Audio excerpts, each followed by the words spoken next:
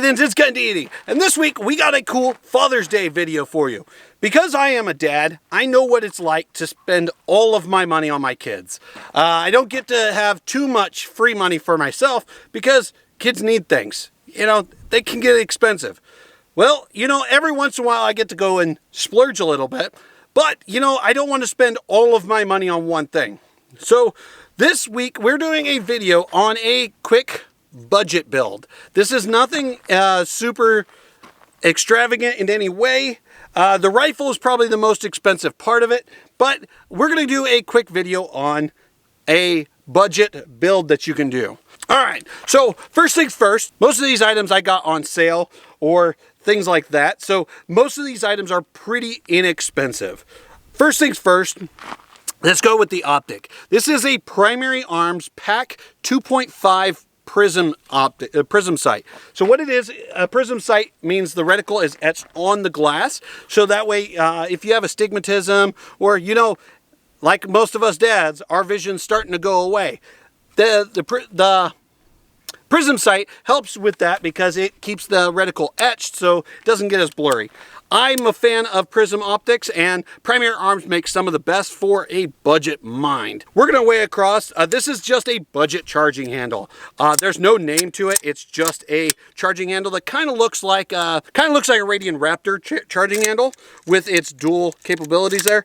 There's nothing extravagant about this. Now, this will not. I won't recommend this for like duty use or a end of the world scenario, but if you just want a fun gun that you could take to the range and have some fun, this charging handle works just fine. The problem with budget charging handles is those pins may walk out or it may break because it's made of cheaper material. So definitely not a duty charging handle in any way, but it is fun because it is budget friendly.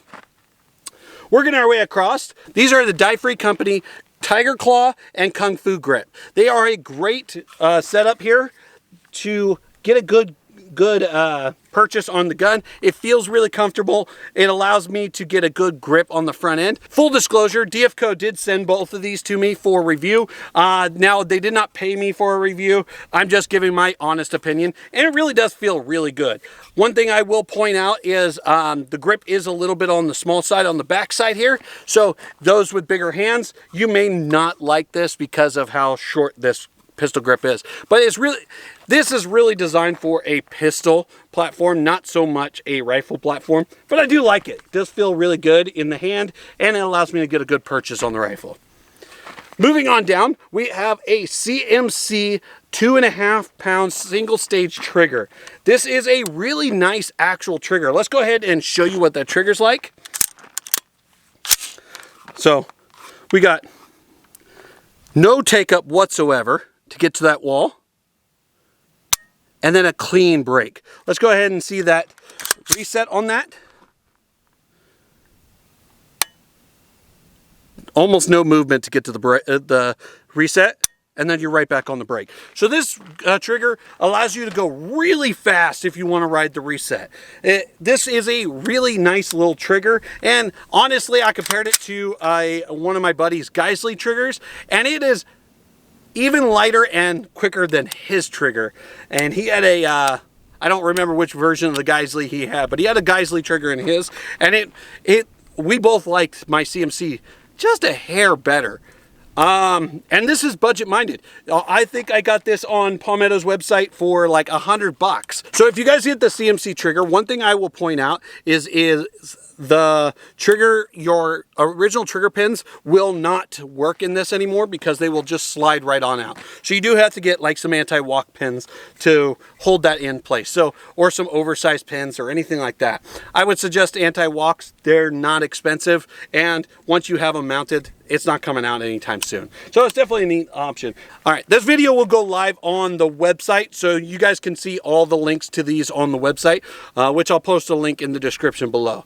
Moving on back, this is a Velotor stock. I'm a fan of Velotor. You don't have to go with Velotor if you don't want to, but I'm a fan of it. It gives you a nice large cheek well to grip onto. It's got all these extra pockets for battery compartments, things like that, Skittles, you know, the works. Very, very nice little setup.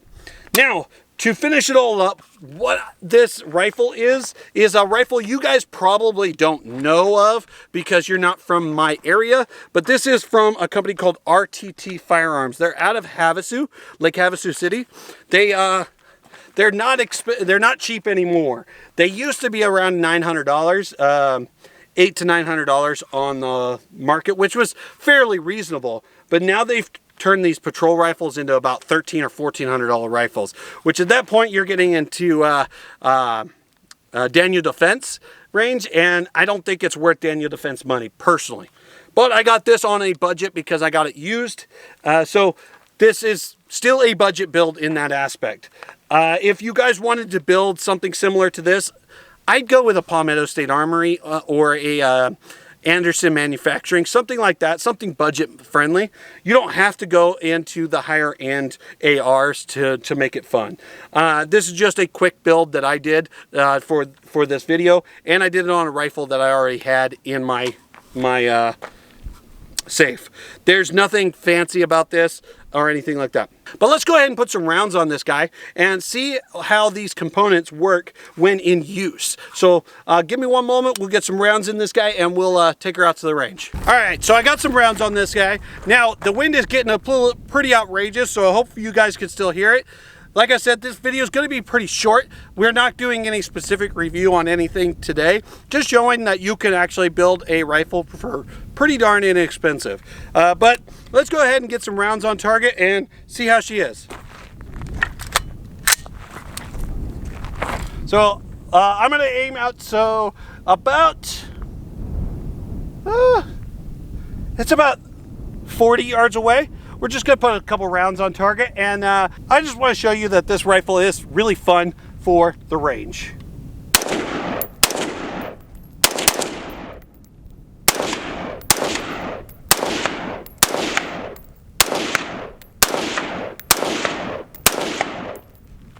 I really do like the way this rifle is built. There are some changes I'm going to make to it in the near future, and still keep it budget minded, because I want to show you guys how great you can make a budget build with budget pieces. You don't have to go crazy overboard with it. Optics are nice. The better the optic, the better your rifle will be, of course, but you don't have to go crazy overboard. A lot of these companies are getting a lot of their parts from China and things like that anyways, so realistically you're paying for the name. It's kind of like buying Nike over like Adidas or something like that. It's just a name, really, that you're paying for. The quality is probably pretty similar. Now, not saying that this primary arms is as good as a Trijicon or a EOTech or anything like that. It's just a point that I want to point out. Now, you will see this rifle a lot in the near future, because I will be doing a lot of optics reviews on this rifle, because this is the platform I'm going to be using to test out a lot of optics. So don't be discouraged if you see some really expensive optics on this guy in the near future. Doesn't mean that I'm changing the budget build per se. I'm just testing out an optic on a rifle that I know works pretty well. But let's go ahead and put some rounds pretty quick, because I want to show you how nice this trigger actually is. One thing I like about the Tiger Claw here is I can get a nice like thumb over bore grip and get this thing pulled right into my shoulder really well. And with the Velotor stock, it makes it really nice to shoulder it and bring it up to my cheek well, and just put some rounds pretty round on target. This is just a quick video on how you can make a budget build that's fun to shoot at the range, and you can have a blast doing so. Definitely an option for some budget friendly parts. If you guys want to see a full parts list on this guy, check out the links in the description below, where it'll take you to my website, where this video will be live there, and it'll have links for each of these items that I have on this gun, so that way you guys can check it out for yourself. Guys, this is a quick Father's Day video for you, just reminding you that you don't have to spend your child's college fund just to have fun at the range. Don't go crazy, don't go overboard, stay within your budget. If you can afford the nice optics without hurting yourself, go for it, have fun. But if not, Primary Arms got your back. I mean, they got some really nice optics for pretty inexpensive. Palmetto State Armory has pretty much everything else that you need.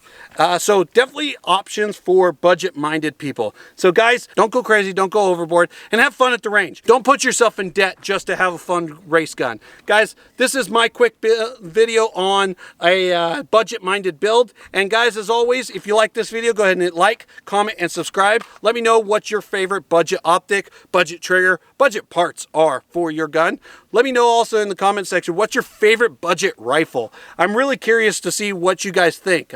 Is it Delton? Is it Bear Creek Arsenal, Palmetto State Armory, the Poverty Pony itself, or what do you guys like the most? Also, with High Point coming out with the new H15 or HP15, whatever it is that an option on the table for a budget-minded rifle? Let me know in the comment section. As always, I'm Gun Didi. Don't spend your child's college fund to build a fun race gun, and I will see you heathens for the next one. I got a God complex. Haters love to hate, but I never feel pressed. Got a lot on my plate, but I never get stressed. I'll take all the pressure like I'm acing this test. And like a damn Freemason, I'll run this nation. They call me a